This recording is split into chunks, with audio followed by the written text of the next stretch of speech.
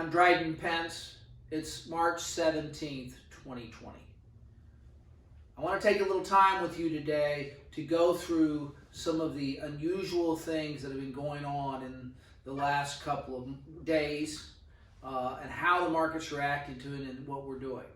As you know, I'm frequently a commentator on a lot of national media, so you may have seen me lately, particularly because they have a tendency to bring me on when the market's doing volatile things like this to discuss part of the reaction of the markets, part of the reaction of the consumers, and all the things that are going on in the world around us.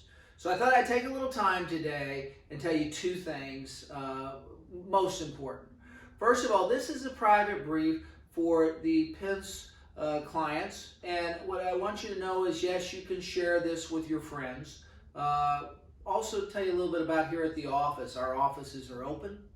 Our staff is here. We are making sure that we're practicing social distancing and we're disinfecting the office daily. But we're open and here to help you. So if you have an appointment, we're still doing those. We can do them via phone if you like, but we also like seeing you face to face. Just know that the office is here. It's open. All hands are on deck during this highly volatile time. And if you want to come in and see us, certainly call for an appointment. And if you're concerned about this, and certainly we disinfect the offices after every appointment. But then for those of you who are over the age of 60, it's probably a good idea to stay inside and stay in place. And we're happy to do an appointment via Skype or over the phone, whatever makes you most comfortable. Now today I'm going to talk about the virus. I'm going to talk about the panic. I'm going to talk about the economy and the markets, the opportunities, and the action that we're trying to take. There's a couple of things to know that are really, really important about everything that's going on. First of all, these biological events only matter to the extent that they affect aggregate demand. What I mean by aggregate demand is the total demand of goods and services in the economy. So when everybody's talking about the economy and how this is affecting, they're saying like, boy, how is this going to affect aggregate demand? Well, it's important to recognize that you have to say, well, how long is it going to affect aggregate demand? How long are things going to slow down? And then beyond that, it's how low will it go? How much aggregate demand is declined? And then how slow will the economy get in general? Now, it's really important to have a big frame of reference for this and the correct frame of reference for this. And it's important to know that this virus is not lethal enough to create a long-term permanent reduction in aggregate demand. I'm going to say that again. This virus is not lethal enough to create a long-term permanent reduction in aggregate demand. So when you think about the Spanish flu epidemic that we had years ago, it happened in 1918 with a pandemic. 500 million people, almost a third of the world's population, got the virus. 50 million people died. Now that's a big reduction in aggregate demand. It had a 10% fatality rate. And it also created a challenge in that it affected young people and it affected the economic productivity for many, many years. This circumstance is not the flu pandemic of 1918. As a matter of fact, the coronavirus doesn't really have a high enough mortality rate to significantly change aggregate demand long term. To put it quite bluntly, and I don't want to sound insensitive, this virus doesn't kill enough people for it to matter in the long run. And that's an important thing for you to know and realize. The mortality rate is really kind of low. When you think about this is the SARS-CoV-2. When you think of the mortality rate, it's a fairly low percentage. If you compared it to some of the other things that we've had out there that have much higher mortality rate, that would maybe give us a different level of concern. But facts are facts. So if we know that this virus is not going to kill enough people to change the economy for decades, then the real question that we have to ask ourselves, what's important, is it's not how many people get sick, but how quickly those who are sick get well. That's the thing we have to pay attention to. Bottom line, this virus will end, one way or the other. This virus will end. People will get well, okay? Human demand will return, and markets will eventually normalize. The question is when. And interestingly enough, as you know, you've seen us for years and doing things, we kind of sometimes say, hey, you break it down, it's the math, right? And the point of the matter is you have a number of people that get the infection, and it's the average number of contacts, and then it's the time of the infection, okay? There's math around this stuff. And the important thing to recognize is that what we're doing by social distancing and things like that is we're breaking this down to the point where you want to find out, when do the number of people getting better outnumber the number of people getting worse? So let's walk through this a little bit. This is what's going on in the United States. We are on the very upward slope of this curve. A lot of people. Now, part of this is twofold. Recognize that, yeah, a lot of people are getting sick, okay? But also recognize they're not getting that sick. You got to remember, 80% of the people that get this get a very, very mild case. And in 14 days to 18 days, they're back to normal. Now then they have the other 20%, they get a severe case, and those people are sick from 21 days to about 6 weeks. And of that group, then you have the mortality group in there, and that's about 3% of the people or less. Okay, the more developed the country, and if it's fewer smokers and things like that, that mortality rate is less. I'll show it to you in a minute. Okay, those are the ones that actually die from the virus. But really, you have to think the vast majority of people get it, have symptoms for about 14 days, and then they get well. The others have symptoms for 3 weeks to 6 weeks. Okay, so here's where we are. Folks, it's going to get worse. We're at the very early stages of this thing. This is right when we took it seriously. Okay, we only started taking it seriously on about March 11th. That's when really the numbers began to get serious. Government began to get serious. People began to get serious. And so two things are going to happen. There's a lot of people out there that have it, right? And they don't know they have it. And the only way they're going to know they have it is they get tested for it. Well, now that the tests are becoming available, okay, we're finding out the data. It's not that more people are getting it, it's that we're just knowing that they have it. So these numbers are going to get high, and it's going to go up, and it's going to look bad for a while, okay? But the actions that we're taking are really slowing down the growth of the virus, and they're really working to basically slow this down in the economy. And that's really, really important. Okay, so we're doing the things that we need to do. And here's what's important. You don't need to be afraid. We now have something that the Chinese and the Koreans did not have when this started. We now have something that the Italians didn't have when this started. Is we have 100,000 data points. We have so much more information about this virus now than they had a month ago, or even 2 months ago, so we can kind of tell how it works. So if the real question is not how many people get it, but how quickly people get well and recover, let's look at the data we have. Let's look at China.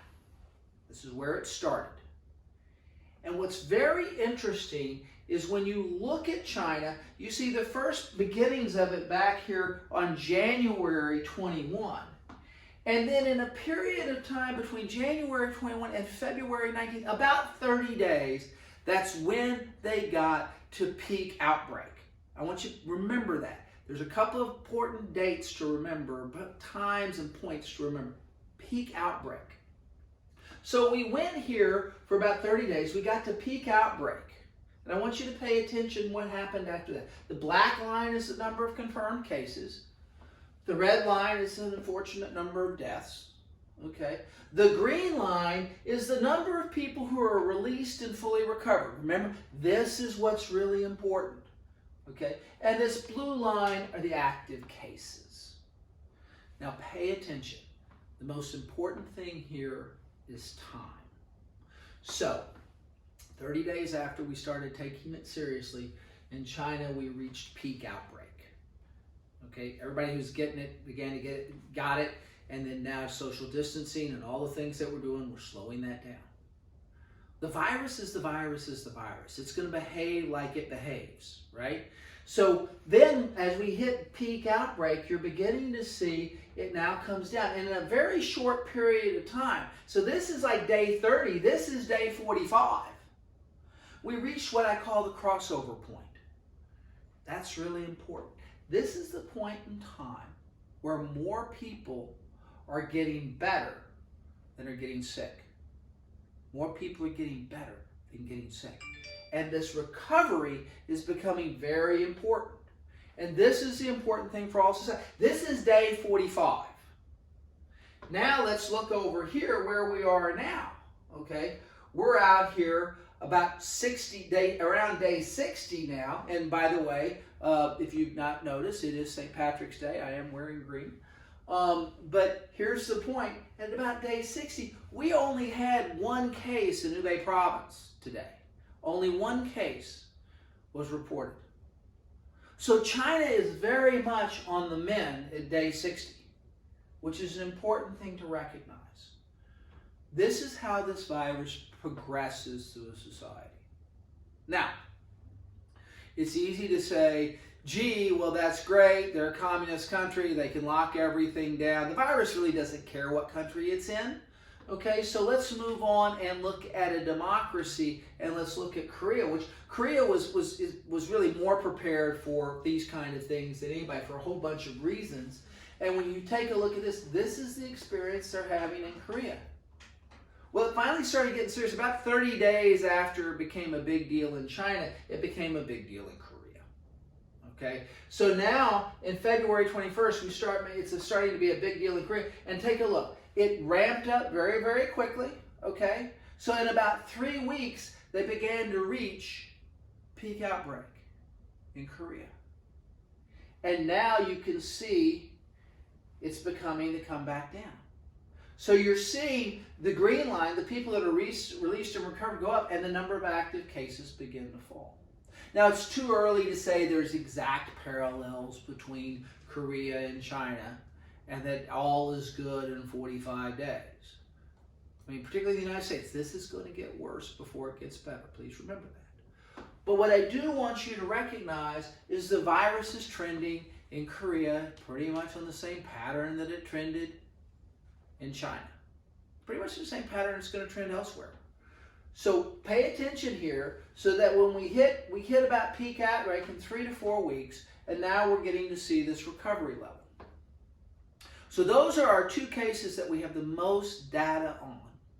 Again, about 30 days to peak, another 15 days after that, we're beginning to close down on the thing. And we'll be pushing this data out more frequently, and you can see these graphs. One of our team members, Ian Benson, does a great job of analyzing this. He's been right on top of this every day since it started. And he creates these things for us. I'm real proud of it. So let's take a look at this globally, because this is a global phenomenon. No one has been spared from this. So let's take a look at this chart. What does this mean? Well, you know, here was where we had the China situation. So most of the data up to here was China. This is where it started, right? And so now we hit the moment. This is all the China data, right? And then people are getting well. And so you got more people recovering than you had getting sick. I showed you that chart. But now the rest of the world has come online. So this group of active cases is going up, and released and recovered are going up. But we're going to get a lot of data over here of things happening. So again, this is where we were where we hit at peak in China. here's where we are on Korea, and then now here's where we are here in the United States, and you're beginning to see this take off. This is not a graph or a chart to be afraid of, okay? This is not a circumstance to be afraid of. The virus does what the virus does. And what there's no vaccination against it, okay? We don't necessarily have a way to really curb it at this moment, okay? But what we can try to do is make sure we limit the effects and the outbreak that it has in our society. And people are being effective about that. But again, this is about a 45 to 60 day cycle, but it's not uniform everywhere, so it kind of moves across the globe, it moves across the country, it moves across place. So the total period of time affecting us is not just 30 to 45 days. It will be elongated, and that's something to pay attention to. But I want to come back to this because I want to remind you very, very clearly of what the experience is, okay? You hit peak. In this case, in China, it's about 30 days. Might be a little longer in a few other places. And then about 15 to 20 days after that, you begin to see this crossover point. That's because it takes about 14 days to 16 days for those who are sick to get well. That's the important number. So as we think about this affecting our lives, and we think about this affecting our economies, we think about things, whenever people are under stress, okay, the biggest thing they frequently really want to know is how long is this going to go on? And so this is why we have to talk about time. And the period of endurance of going through all of this stuff is going to be about 60 to 90 days. That's what we can probably expect. And the most important thing to do is recognize that this is a 60 to 90 day phenomenon. Okay, it's a period of time that's going to work its way through the economy and through our daily lives. But things will start getting better after they get worse. We have to hit peak outbreak, and then things begin to quickly get better. Now, in this last weekend, people saw a lot of this. I want to spend a little time talking to you about a human condition called panic. And first of all, breathe. You don't have to hold your breath. Just breathe. There's been some undue panic about all of this, and let's kind of talk about why. What happened? Everybody decided to go to the grocery store at the same time for one reason or the other. Now, if you think stores normally stock themselves throughout a week, and if you're one of those people, most humans go to the store almost on the same day every week. They go shopping on Wednesday or Thursday or Saturday or whatever that is. That's kind of their battle rhythm. And the stores stock themselves and plan their inventories around that. But what if everybody decided to go shopping on Saturday or Sunday?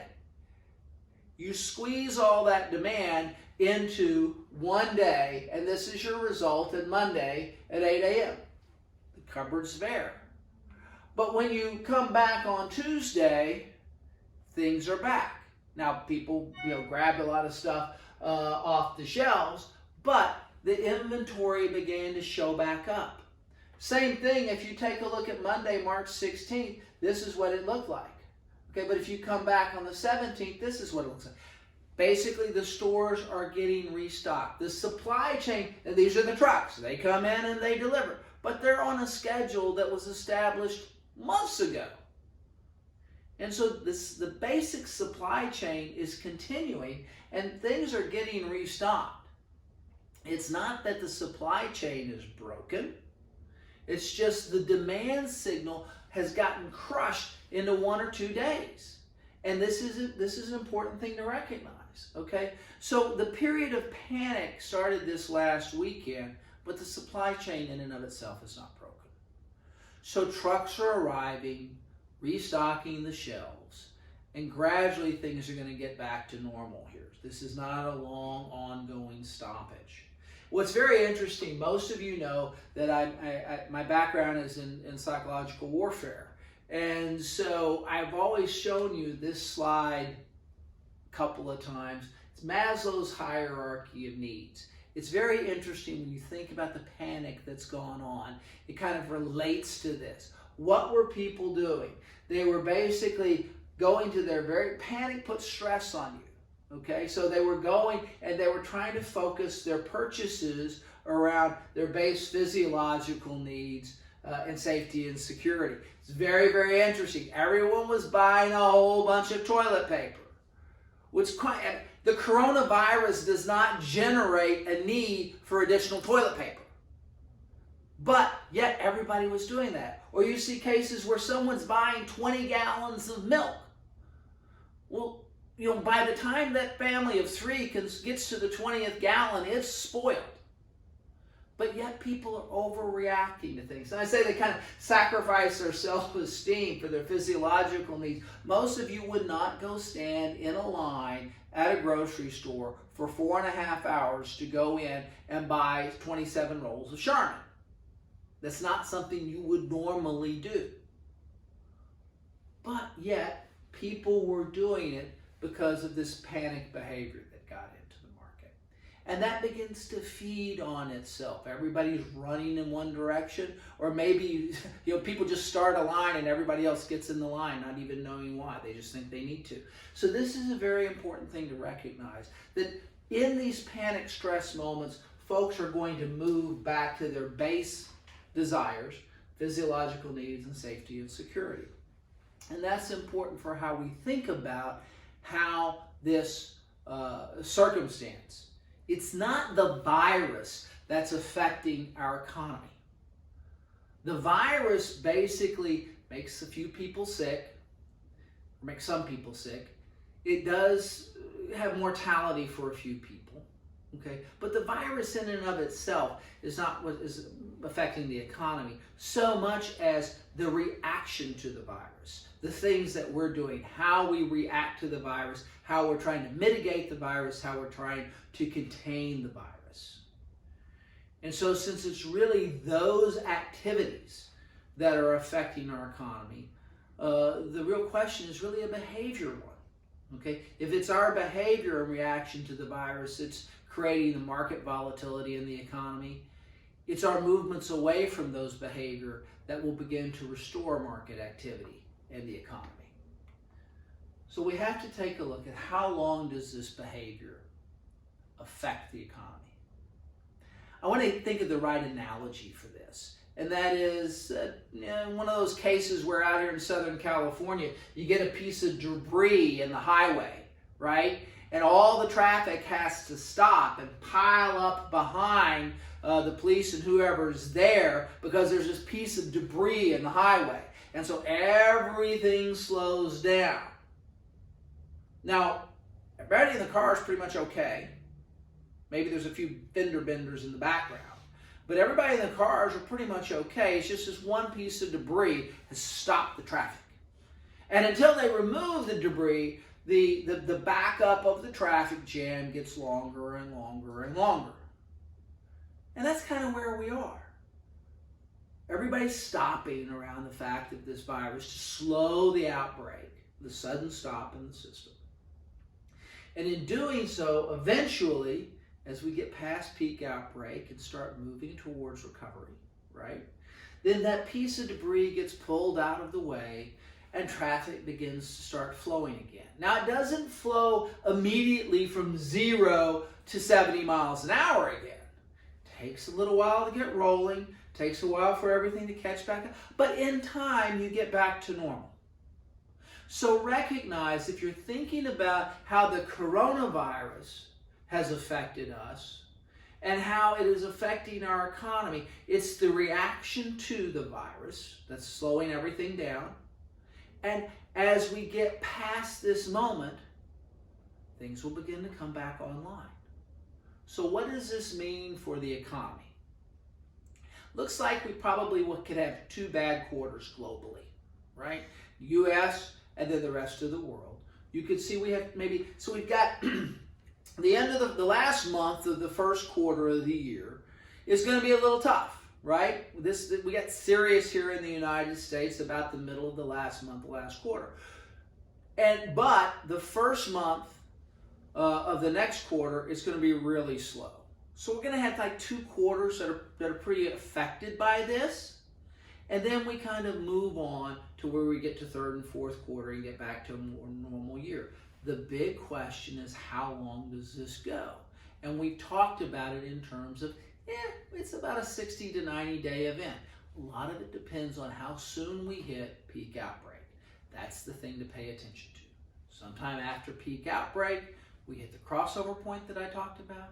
And at the crossover point, that's when people begin to go, okay, things are getting better.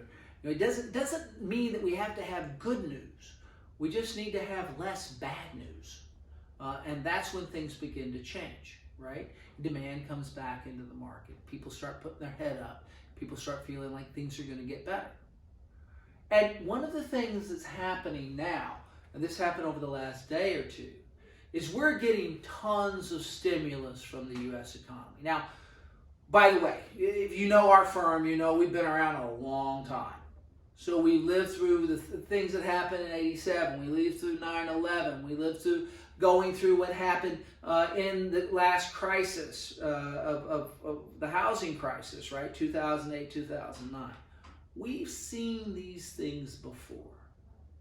But so has our government, so has the Federal Reserve. They know how these crises come about. And they're starting to use tools and lessons learned from before to help us through that. And the big one that they learned back in the housing crisis is don't wait. Make a big move really fast, do a lot, okay? Because the virus, the reaction to the virus is a shock to the system. It needs an even stronger counterpunch, if you will, to make sure that things work. And now that's what you're beginning to see both the Federal Reserve and fiscal policymakers do. Now, the interesting thing about that is this is a ton of stimulus that's being put into the U.S. economy. And that stimulus is going to be there long after this virus is gone. So the thing that I want you to recognize is that just like the reaction to the virus has slowed the economy quickly, the reaction to the reaction is going to stimulate the economy on a long-term basis very effectively. All of this comes in to asking this question about time. So let's talk about market volatility. So we talk about the economy, and we know that it's just a matter of time the economy recovers, right? So now let's talk about market volatility, because the economy and the markets don't always work exactly in sync. The market tends to overreact to the economy or act as a precursor to it, right? So if the economy is good, the market kind of picks that up ahead of time. If the economy gets bad, the market picks that up ahead of time. And so we're seeing this market volatility, unprecedented, right? For most people, they have not seen, this kind of market volatility in their lifetimes. And so this market volatility, though, when you break it down, you recognize it's still a pattern. Certainly higher peaks, bigger troughs, but the pattern is fairly consistent. We go up and down and up and down and up and down, and then we recover, right? And you can see all this over the last 5 years. And so the question to us now, if you're feeling a little affected by all of this, is when will it stop? Or how do I have some idea of how do I figure this out? How do I react to it? Because it's not a permanent event, right? Remember, not that many people are dying. This is not a permanent event. So the economy recovers. What's the market going to do? Well, if you take the last 5 years, average peak to trough was 25 days. And then average trough to recovery was 62 days. So I'm not predicting that this 30% drop that we've had in the stock market is going to recover in 62 days. That's probably a little ambitious. But what I am trying to say is that we have a pattern of recovery that's fairly short. And it's very important for people not to make a decision that could affect their livelihood, their retirement, their capital structure, their investing, all of these things. Don't make a decision that over an event that's 60 or 90 days long that can have long-term effects for 6 years. These markets kind of recover fairly quickly.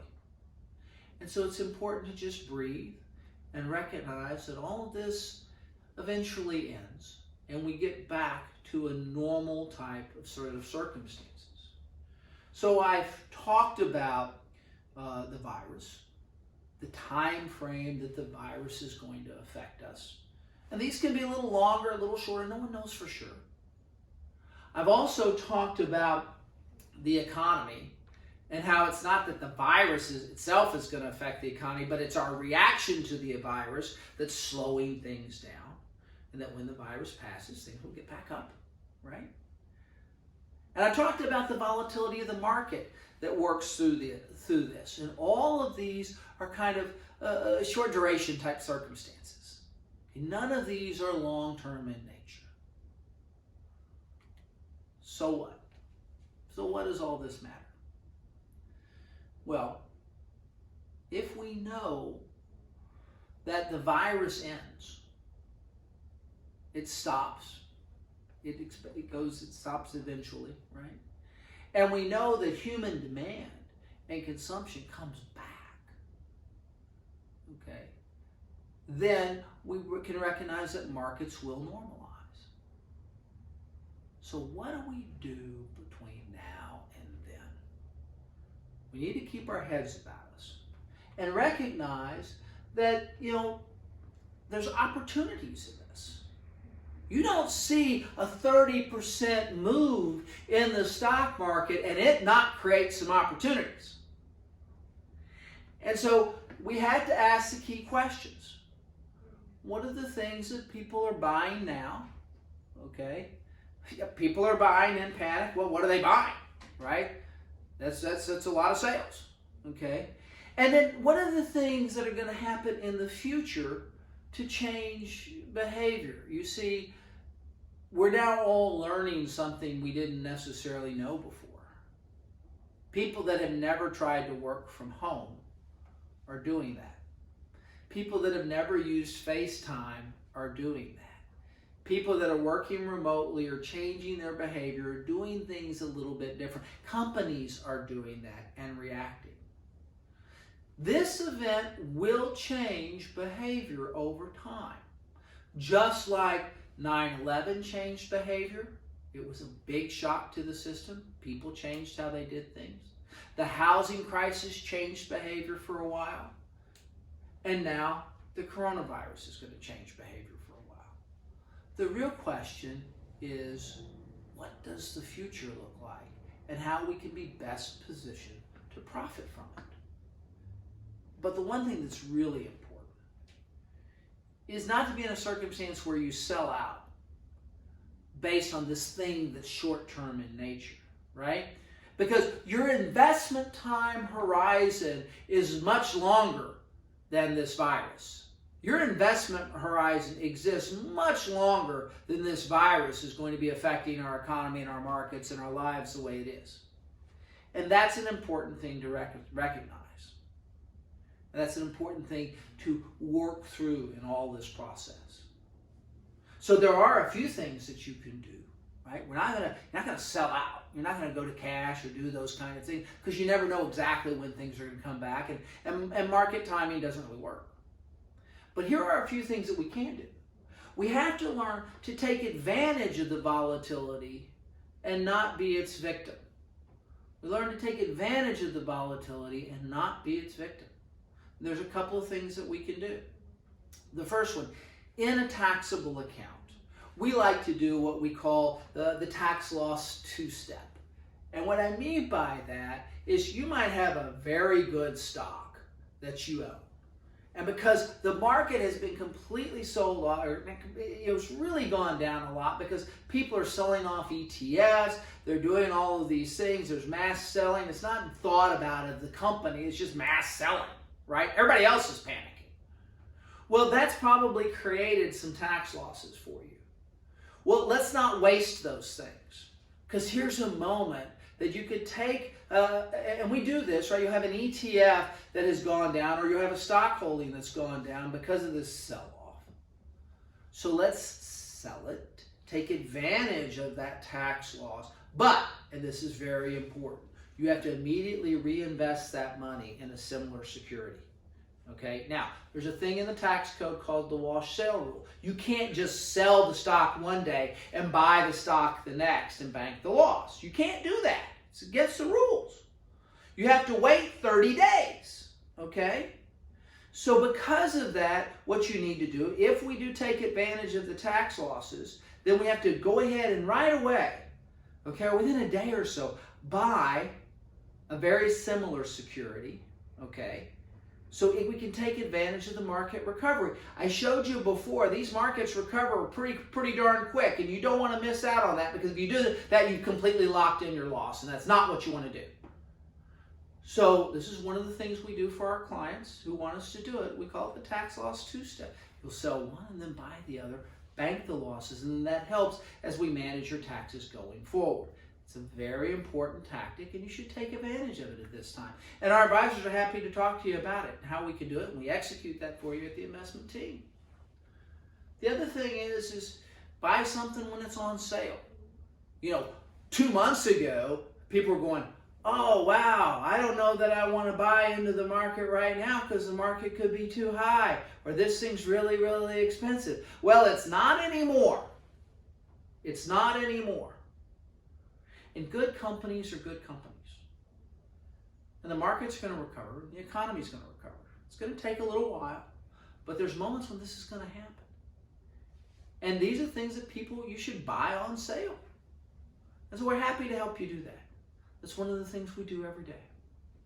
So as we go through looking at this circumstance of the coronavirus and the reaction to it, and all the policy pronouncements that they have every day, and what's going on, and it's a daily data dump, what you really want to recognize is that in the end, it's all about time.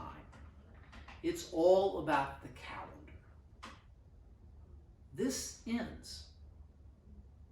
This ends. And even when it's getting worse, it's getting better. Because this is something we have to get through. Every day that goes by now, we're headed to a moment that it gets better. And it's really important to recognize this. The earth spins around. The sun rises. Humans survive. The virus dies. And we thrive. So Pence Wealth Management, we're trying to be the noise-canceling headphones. Focus on what's really important. Focus on the fact that your investment time horizon is far longer than the lifespan of this virus or the reaction to it. I hope that this private brief has been helpful to you to put all these things into context, and that I've answered some of the questions that might be on your mind. I want to thank you for taking a few moments to listen to us. We appreciate you. We're here to help. That's what we want to do. Thank you very much.